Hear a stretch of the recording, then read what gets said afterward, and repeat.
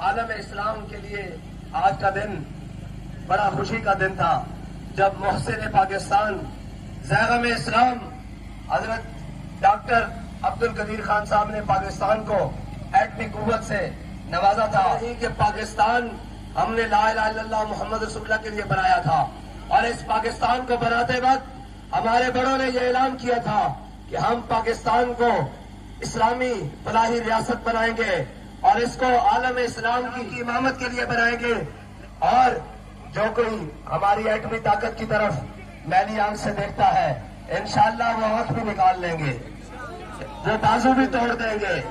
और इंशाअल्लाह अब खालिद के जाबाजों के हाथ में जब ये आएगा तो फिर फलस्तीन की बेटी नहीं रोएगी, फिर बर्मा की बेटी के कबाब नहीं बनेंगे,